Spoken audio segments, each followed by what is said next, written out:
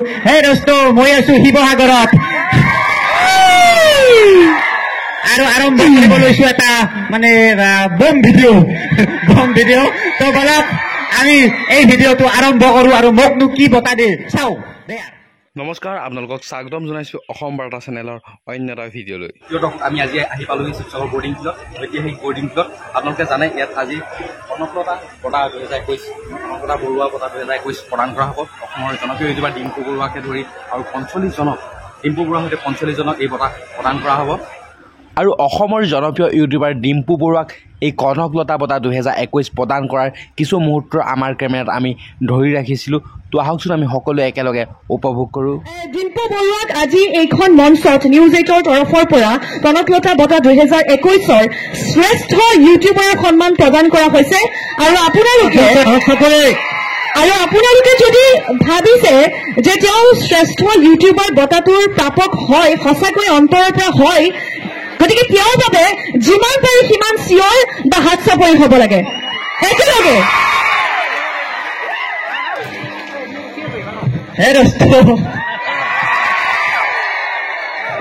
আজিলৈকে যিমান ভিডিঅ' বনাইছো প্ৰায় প্ৰতিটো ভিডিঅ'তে এনেকে আৰম্ভ কৰো। এইটো মানে কি নাজানো, হিন্দী না অসমীয়া না কি নাজানো, কওঁ আৰু হে দোস্ত স্বাগতম জনাইছো আপোনালোকক। মানে welcome to my second channel, কিন্তু এইটোতো চেনেল নহয়, ৱেলকাম টু নিউজ 8ৰ বম ডাঙৰ বিশাল মঞ্চলৈ আপোনালোকক স্বাগতম জনাইছো।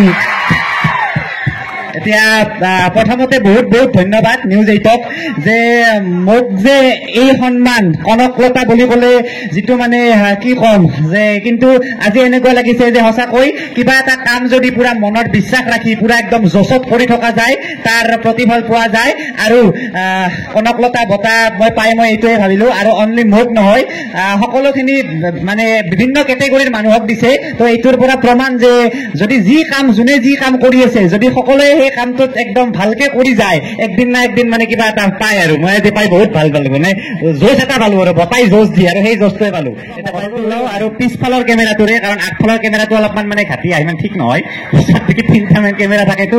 এনেকে আৰম্ভ কৰো। হে দোস্ত মই আছো শিৱসাগৰত আৰু আৰম্ভ কৰিব লৈছো এটা মানে বম ভিডিঅ'। তো বলক আমি এই ভিডিঅ'টো আৰম্ভ কৰো আৰু মোকনো কি বতা দিয়ে চাও দেয়াৰ বুলি কওঁ। মানে নিউজৰ ফালৰ পৰা 2021 বৰ্ষৰ শ্ৰেষ্ঠ ইউটিউবাৰ অসমৰ গৌৰৱ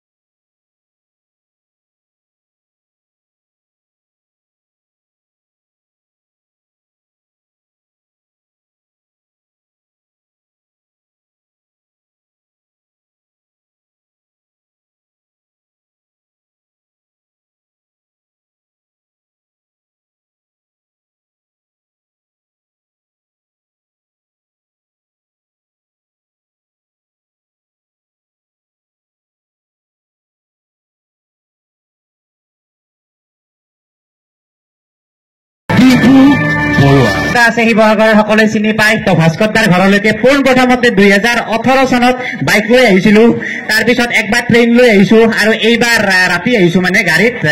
ৰাতি কেনেকুৱা লাগে মানে আহি পিনে এইটো এটা চালো মানে।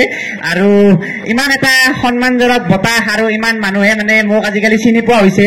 তো অলপ মানে ভয়ো লাগে যে কিবা এটা ভিডিঅ' বনাই দিম, কিবা হাংগামা হৈ যাব। কাৰণ ইমান তেনেকুৱা চিৰিয়াছ বা ইমান মহান কাম একো মই কৰা নাই। আজিকালি সকলোৰে হাতে হাতে মোবাইল আছে, সকলোৱে ভিডিঅ' বনাই, তো সকলোকে এটা উৎসাহ যে ভিডিঅ' বনাই যাওক। কিন্তু ইমান মানুহে মৰম দিছে, তো সদায় চেষ্টা কৰো যে এই মৰমখিনিক যাতে এটা বিনিময় কিবা দিব পাৰো, ভাল টপিকৰ ওপৰত বা নেদেখা ঠাই দেখাব পাৰো, বা সেই ফিলিংছটো দিব পাৰো। মই কৰবাত গ'লে যে কালি ধৰক ৰাতি আহিছো, যে বহুতে ৰাতি আহিব নাই, কাজিৰঙাৰ মাজেৰে ৰাতি 4টা বজাত আহিনো কেনে লাগে, সেই ফিলিংছটো দিব চেষ্টা কৰো। আৰু সেই আৰু এতিয়া পিতলৰ গড় দিছো।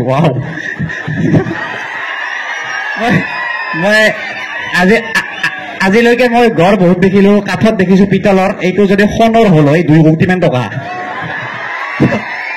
তো আৰু এই নিউজ এটা পৰ্টেল চেনেল হয় বহুতে ভাবে যে পৰ্টেল চেনেলে ডাঙৰ বিকাশ একো কৰিব নোৱাৰে কিন্তু এইটো এটা প্ৰমাণ যে এটা পৰ্টেল চেনেলে কিমান ডাঙৰ এটা বিশাল অনুষ্ঠান আয়োজন কৰি দেখাই দিলে তো আশা কৰো এনেকুৱা ভাল ভাল নিউজ দি যাওক আৰু এনেকুৱাকে যাতে অহা বছৰলৈকে পুনৰ কনকলতা যিটো কনকলতা স্বাধীনতা সংগ্ৰামী জানুৱে তেখেতৰ নামটো যিহেতু জড়িত হৈ পৰিছে তো এই এৱাৰ্ড শ্ব'টো যাতে আৰু ডাঙৰ হৈ থাকে অহা বাৰলৈকে যাতে মস্ত ডাঙৰ এখন পথাৰত পাতিব লগা হয় 1 লাখ মান মানুহ হয় তাৰে আশা কৰিছো থেংক ইউ